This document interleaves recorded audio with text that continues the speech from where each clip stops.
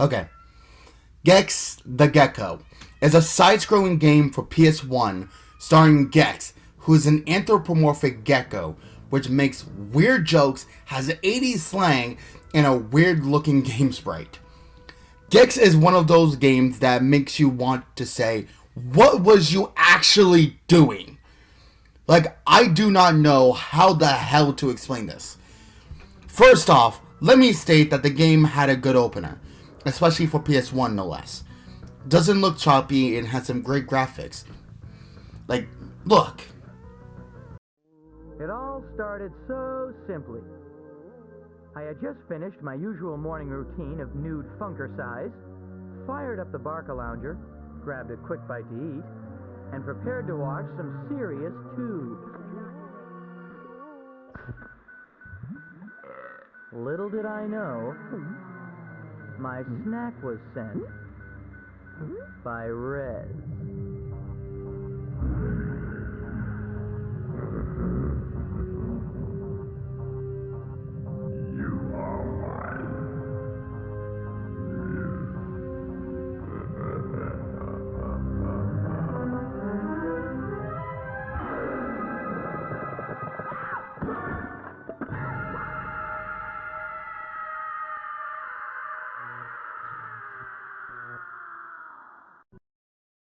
But then you get into the game, and boy, does that take a left turn.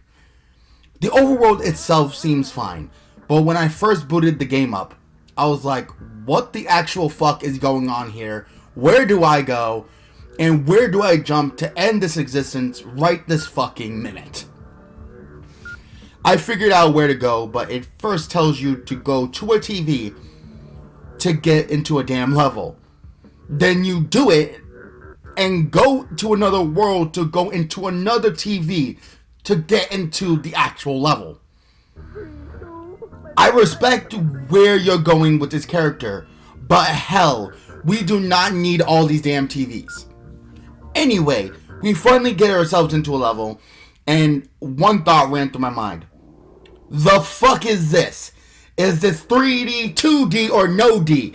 Pick a damn lane, Gex. You're more indecisive than a kid in a fucking candy store and a shitty parent telling them that they can pick fucking anything. The gameplay isn't as bad. Using your tail to attack and using a tongue like a rip-off Yoshi to eat random things. Also, if you jump out of a wall and you want to get to these more secret places, quote unquote, you can stick to walls like a gecko or Spider-Man if you want to be technical. He also handles pretty well, all things considered. Jumping, running, you name it, and it handles pretty well. But niceness aside, I can't help but wonder if the level designers had any thought about what the levels was actually going to be when this was being made. Seeing as fit that literally nothing makes fucking sense, like at all. Randomly placed objects, intervening areas that feel like they're supposed to be secret, but not secret at fucking all, but are the way to go, and there's literally no reason for these gray, staticky rifts in fucking time that I jump in and I go to another part of the level. It leaves me questioning if the designers knew what the fuck they were doing. All jokes aside, this game has some weird concepts to it, and randomly can be fun if you discount what I have said and just let your mind wander. So if I have to give this game a rating, well, I would give this game a 5 out of 10 because this gameplay, which seems pretty smooth, your character doesn't handle like a car that has a metal pole for a steering wheel and an engine that was replaced by a fucking 2-week-old ham. Plus, the levels can be enjoyable if you don't look too deep into it. So, that's kind of how I feel about Gex the Gecko at the moment. Off the script at the moment, Gex the Gecko is one of those games where you pick up as a really good time waster, and I think that's just what this game was actually meant to be. I didn't think this was actually meant to be a really big thing when it was put out onto the market. It did get several other, games to it, like Gex Enter the Gecko. I believe that was for Nintendo 64.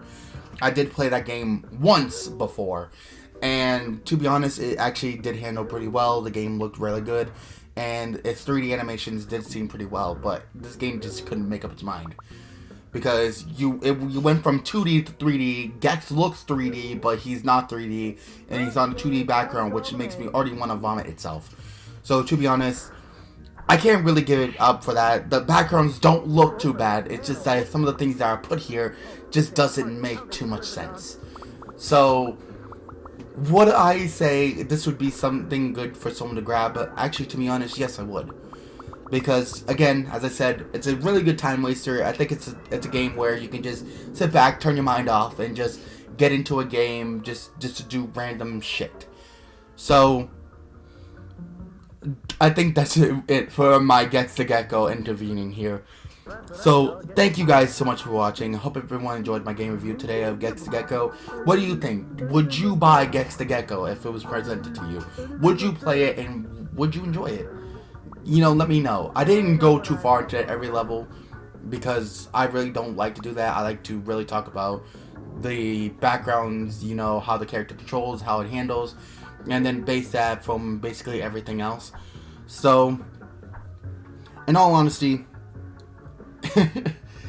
I should do a lot more of that, but I really wasn't going to do that for this game review. I'm not going to be doing that more until I get a better control system for my for this, which will be around October or November, when I actually get my new sound system. Not my sound system, but my editing software, where I can start putting soft pieces together,